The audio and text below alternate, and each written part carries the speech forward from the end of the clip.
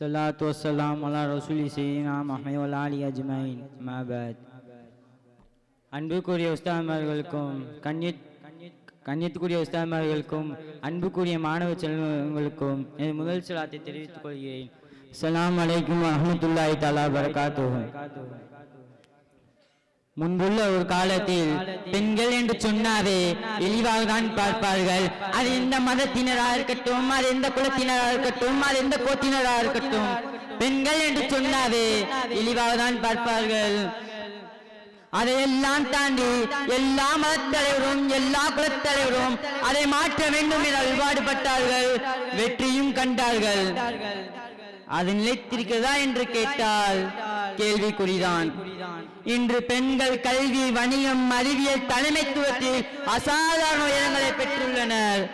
ஆனால் அவர்கள் இப்பொழுது பொருளாதார மற்றும் சமூக சவால்களை எதிர்கொள்கிறார்கள்.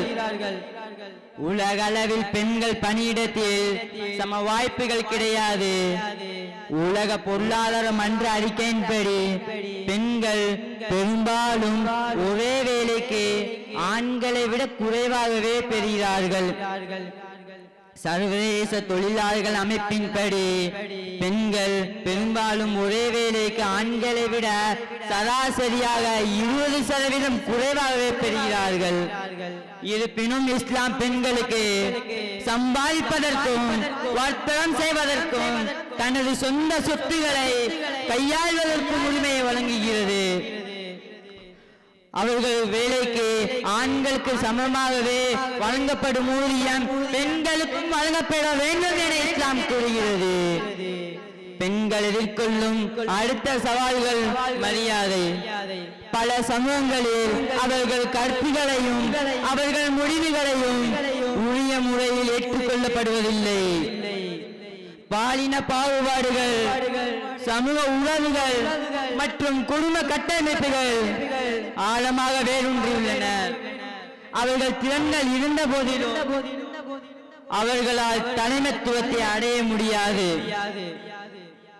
இன்று உலக அளவில் சிறந்த 500 நிறுவனங்களில் 10% குறைந்ததில் பெண்கள் தலைமை அதிகாரி, நிர்வாகம் மற்றும் மேலாளர் பதவியை வகிக்கின்றனர். இஸ்லாம் பெண்களுக்கு ஒரு சிறந்த இடத்தை வழங்குகிறது. அல் கால ரசூலுல்லாஹி ஸல்லல்லாஹு அலைஹி வஸல்லம் அல் ஜன்னத்துல் தஹ்த அக்தாமில் உம்மஹாத், தாயின் காலடியில் தான் சொர்க்கம் இருக்கிறது என கண்மணி நாயகம் முஹம்மது முஸ்தபா ஸல்லல்லாஹு அலைஹி வஸல்லம் அவர்கள் கூறுகிறார்கள். பெண்களுக்கு அளிக்கப்படும் மிகுந்த மரியாதையை குறிக்கிறது.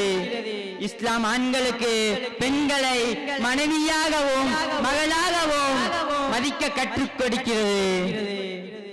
இஸ்லாம் அவர்களுக்கு தனித்துவத்தையும் முடிவெடுக்கும் திறனையும் முழுமையாக அங்கீகரிக்கிறது. பெண்கள் எதிர்கொள்ளும் சவால்கள், பெண்கள் எதிர்கொள்ளும் வன்முறைகள் இன்றும் அதிகரித்துக் கொண்டே வருகிறது. உலக சுகாதார அமைப்பில் வெளியிடப்பட்ட புள்ளி விவரங்கள் உலக அளவில் 1/3 பங்குதாரர் 30% தங்கள் வாழ்நாளில் ஒரு பங்குதாரர் அல்லது துணை அல்லாதவரிடம் உடல் மற்றும் பாலியல் வன்முறையை அனுபவிப்பதாக அறிக்கை கூறுகிறது.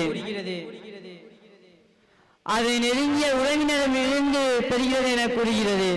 உலக அளவில் 15 வயதிலிருந்து 49 வயதுடைய உறவில் இருக்கும் 1/3 பங்குதாரர் 27% பெண்கள் தங்கள் நெருங்கிய துணைவரிடம் ஏதோ ஒரு வகையால் உடல் மற்றும் பாலியல் வன்முறையை அனுபவித்திருப்பதாக அறிக்கை கூறுகிறது.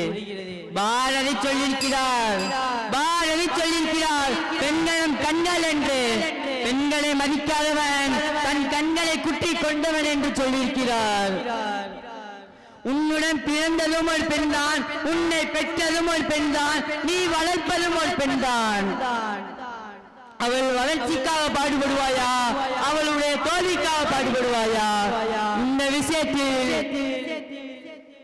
விஷயத்தில் நாம் அதிக சிந்தனைகளும் ஆக்கப்பூர்வமான செயல்களையும்